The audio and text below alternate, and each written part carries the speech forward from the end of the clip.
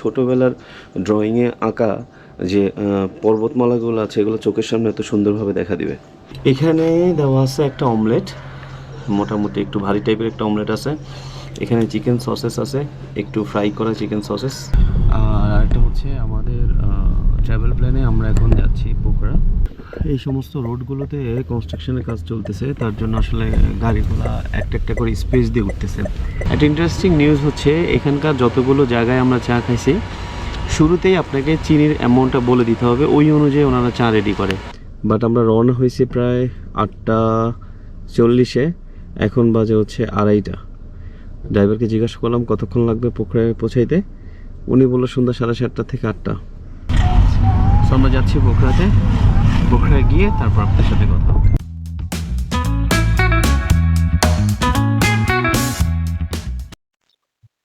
আজকের ব্লগটি শুরু করব নাগারকোটের সূর্য মামার উদয় থেকে।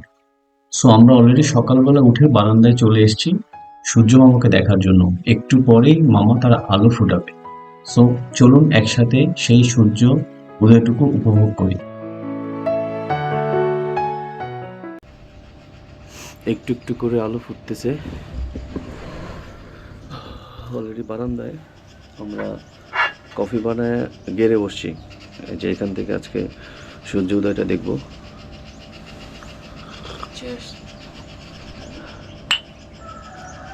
তবে আমাদের আসলে কখনো এরকম হয় না যে এত সকালবেলা ঘুম থেকে উঠে কফি খেয়ে এরকম একটা প্রাকৃতিক সৌন্দর্য দেখবো।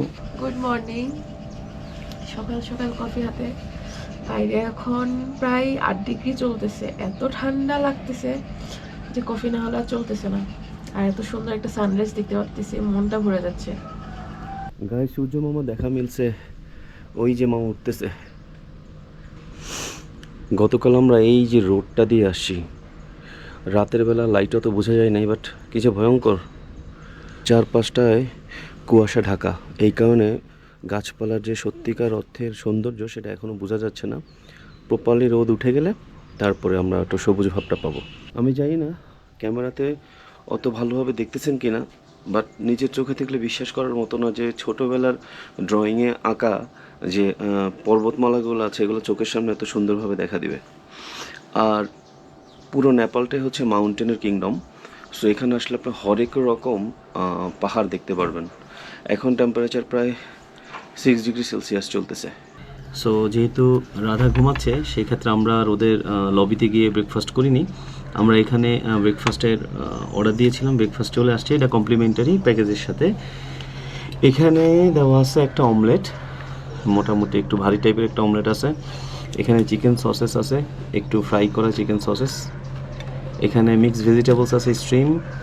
এখানে ফ্রুটস আছে 2 রকম, তরমুজ আর হচ্ছে আপেল। আর এখানে হচ্ছে সুইট কর্ন আছে। আর এখানে অধিকাংশ হোটেলেই সকালবেলার নাস্তাটা আপনাকে প্রোভাইড করবে আমেরিকান স্টাইলের, মানে এই আইটেমগুলো আমেরিকানরা সবচেয়ে বেশি প্রেফার করে। তো গাইজ, এখানে হোটেলের সব কিছু মিটিয়ে দিয়ে এখন রওনা হচ্ছে আমরা পোখরার উদ্দেশ্যে। সো এই ছিল আমাদের গতকালকে hotel, the hotel Himalaya গ্লেচার।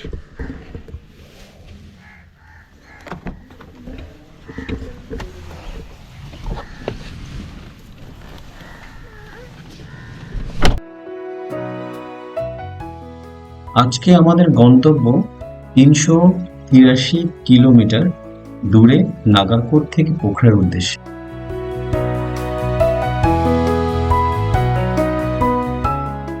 So guys, আমাদের 8 ঘন্টার মতো সময় হচ্ছে ওদের ইউনিভার্সাল, বাট সামটাইমস যেহেতু আমাদের হিলগুলোর গা ঘেঁষে যেতে হবে, সেক্ষেত্রে আমরা আসলে ব্রেক দিয়ে দিয়ে যাব।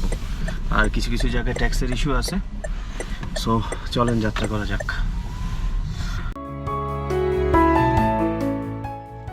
আমরা আবার সেই নাগারকোটের উঁচু পাহাড় থেকে তার সমতল ভূমিতে নেমে আসার জন্য যাত্রা করেছি পোখরার উদ্দেশ্যে। এই ভয়ঙ্কর সৌন্দর্য নিজের চোখে না দেখলে উপলব্ধি করার সত্যিই কোনো জোগাড় নেই।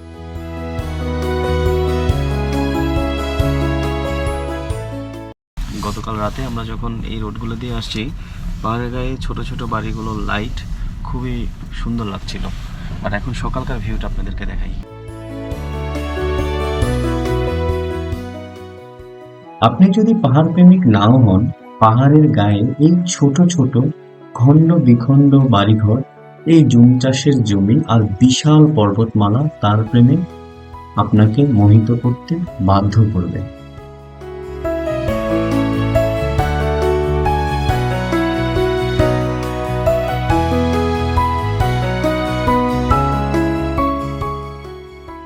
একটি বছরের শেষ সময় অক্টোবর থেকে ডিসেম্বর মাসের এই সময়টাই হচ্ছে উত্তম নেপাল ভ্রমণের জন্য। রৌদ্রোজ্জ্বল দিনগুলোর সাথে অনেক হিমশীতল অনুভূতি নিয়ে এই নাগারকোট থেকে পোখরা জার্নিটা আশা করি আপনাদের অনেক সহনশীল হবে।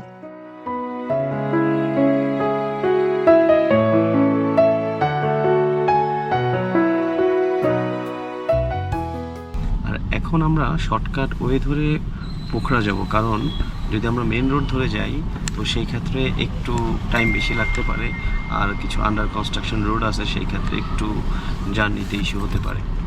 সো চলেন আমরা রোড ধরে পোখরার দিকে যাই। This river name is Bagmati. Bagmati river. Bagmati river. India is this river name is Ganga. Ganga. Yeah. I think it's connected up the Ganga river. Basically এখান দিয়ে এই পাশ দিয়ে একটা নদীর মতো শাখা বয়ে গেছে, যেটা হচ্ছে গঙ্গার সাথে অ্যাড হয়েছে। তো এখানে বাগমতি এটা বলার কারণ হচ্ছে মানে এই নদীটার একটু বিশেষত্ব হচ্ছে বুদ্ধা যখন এরিয়াতে ছিল, সো উনি এটা মানে ওনার নিজেকে এই বাগমতি নদীতে উৎসর্গ করেছিলেন। সো তারপর থেকেই এই নদীর নাম হচ্ছে Bagmati for the tiger, because বুদ্ধের ভিতরে একটা জ্যোতিষময়তার একটা গুণ ছিল। এখানে নাকি ঘন ঘন পাহাড় ধসের ঘটনা শোনা যায়। তার জন্য নেপালি গভর্নমেন্ট অলরেডি প্রত্যেকটা পাহাড়ের গোড়ায় দেখুন বাধাইয়ের কাজ করে যাচ্ছে। আমরা এখানে একটা ছোট ব্রেক নিছি। এইটা হচ্ছে আমাদের যে পোখরা যাওয়ার যে হিলটা, সেই হিলের এখানে। সো রাধা ঘুম থেকে উঠে গেছে, সকাল থেকে মোটামুটি ঘুমাইছে সে। সো এখন আমরা আবার সমতল ভূমিতে নামবো। পিছনে যে পাহাড়টা দেখতেছেন এটা পুরো লাল মাটির একটা পাহাড়, তাই তো? লাল মাটির পাহাড়। তুমি এখন কোথায় যাচ্ছ? পোখরা। পোখরা যাচ্ছে।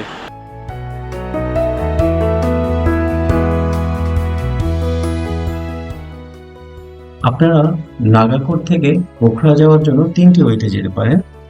বাই এয়ার যদি যান, কাঠমান্ডু ত্রিভুবন এয়ারপোর্ট থেকে 59 অথবা $104 ভাড়া দিয়ে ডোমেস্টিক এয়ারলাইন্সে করে আপনারা পোখরা এয়ারপোর্টে নামতে পারেন। সেকেন্ড অপশন হচ্ছে বাসে, যেটি নাইট বাস হিসেবে পোখরার সবার কাছে পরিচিত। নাগারকোট থেকে রাতের বেলা স্লিপিং বাসগুলো ছাড়ে পোখরার উদ্দেশ্যে পৌঁছানোর জন্য। আর আপনারা যেতে পারেন এই প্রাইভেট কারগুলোতে বা মাইক্রোগুলোতে, যেই পথটা আসলেই ভয়ঙ্কর এই ছোট গাড়িগুলোর জন্য। মোশন সিকনেসের কথা মাথায় রেখে অবশ্যই এই জার্নিগুলো করবেন।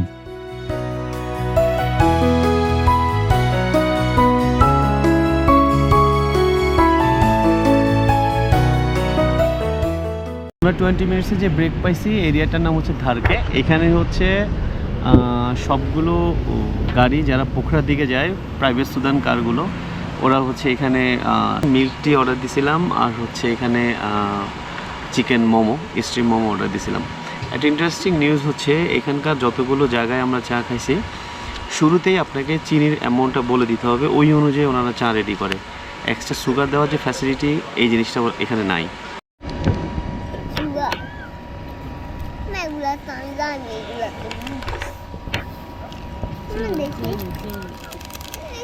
রীতিমতো একটু মশলা কমই খায়।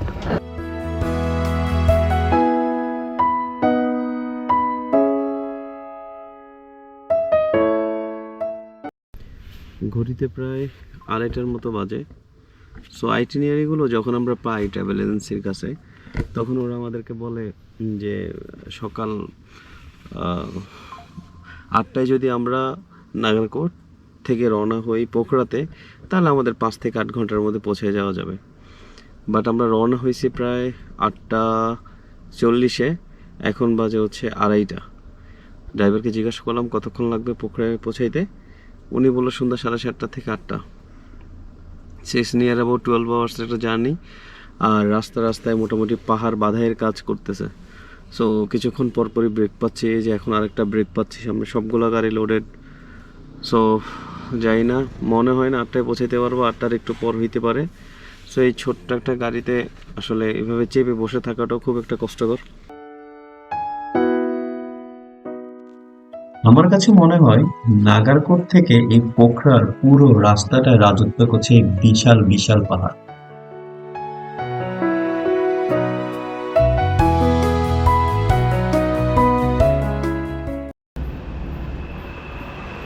প্রায় 4 ঘন্টা পর আমরা একটা ব্রেক পাইছি। এটা হচ্ছে টপ হিল ভিউ একটা রেস্টুরেন্ট আছে, তো সেখানে আজকে আমরা লাঞ্চ করব। সো অলরেডি পৌঁছায় গেছি, এখানে ব্রেক আওয়ার হচ্ছে আধা ঘন্টার মতো। সো আমরা একটা নেপালি থালি অর্ডার দিছি, আর হচ্ছে এখানকার কোল্ড ড্রিঙ্কস বলতে হচ্ছে শুধুমাত্র কোক। সো আমরা 2টা কোক অর্ডার দিছি। রেস্টুরেন্টটা হিলের অনেকটুকু উপরে বলে এই জায়গাটার নাম হচ্ছে টপ হিল রেস্টুরেন্ট। বাট এনভায়রনমেন্টটা অনেক সুন্দর, মানে সাজেক একটা ফিল পাইছি যদিও এখানে এসে।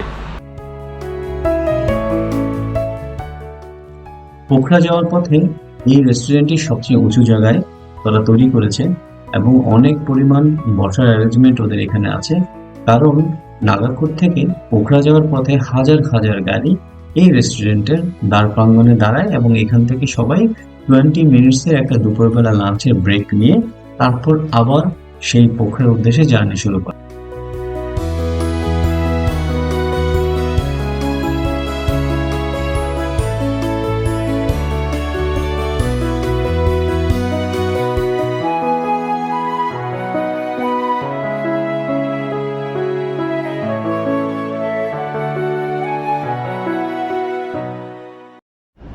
এটা হচ্ছে চিকেন থালি, এছাড়া রাইস আছে, এখানে পাঁপড় আছে, ডাল আছে, 2 রকম ডাল আছে, এখানে চিকেন কারি আছে, এখানে ফুলকপি আর আলু দিয়ে একরকম পোস্ত করা, মূলা শসা, এখানে একরকম ভাজি, এখানে একরকম শাক, এখানে একরকম চাটনি, আবার এটা হচ্ছে করলা ভাজি।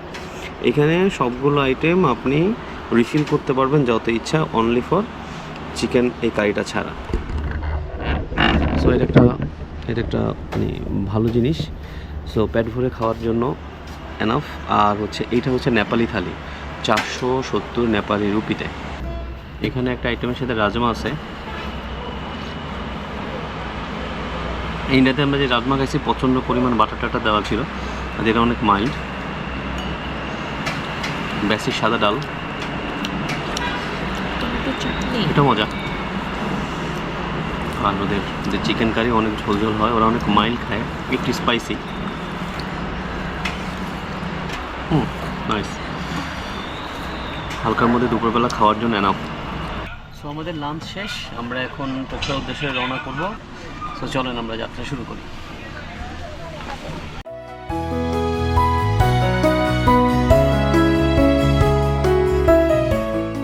গুগল মামা বলতেছে আমাদের এখনো প্রায় 4 ঘন্টা 13 মিনিটের মতো লাগবে পোখরা পৌঁছাইতে। বাট ওটা পোখরার একটা হিল সাইড রিসোর্ট আমরা যেখানে ঘুরতেছি। সো আমি আরও এক্সট্রা 30 মিনিট ধরে রাখছি। আর প্রচণ্ড ঠান্ডা পড়ে গেছে অলরেডি, 3:30 4টার পর থেকে অলরেডি টেম্পারেচার ডাউনের দিকে শুরু হয়। শ্বাস প্রশ্বাস নিতে একটু কষ্ট হয় যেহেতু হিল সাইড এরিয়াতে। সো আমরা যাচ্ছি পোখরাতে, পোখরায় গিয়ে তারপর আপনাদের সাথে কথা হবে।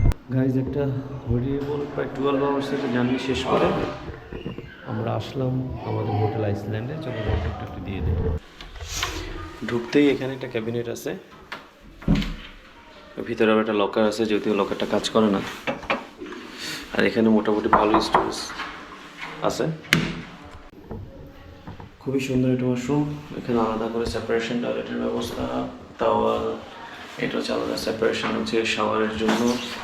এই হচ্ছে বেসিন, এইখানে হচ্ছে hair dryer, towel stand, turkey stand আছে।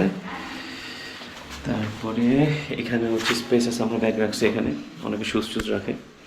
এখানে ছোটো সেন্টার টেবিল আছে, তার সাথে হচ্ছে একটা গ্লাস, টিভি, ওয়াইফাই ফ্যাসিলিটি। আর ডিনার যে তখন অর্ডার দিয়েছিলাম সেই ডিনার চলে আসছে। এখানে কমপ্লিমেন্টারি হিসাবে আছে 2 বোতল পানি, সেই চা, সুগার, আর গরম পানির ব্যবস্থার জন্য আছে ক্যাটলি। ওকে, এখানে দুটো সোফা আছে। এখানে খুব সুন্দর পেন্টিং। ওদের আসলে নেপাল পুরোটাই ওদের সব জায়গাতেই হচ্ছে পেন্টিংয়ের ব্যবস্থা। আর এখানে হচ্ছে একটা ফ্যামিলির জন্য খুব নাইস একটা বেড।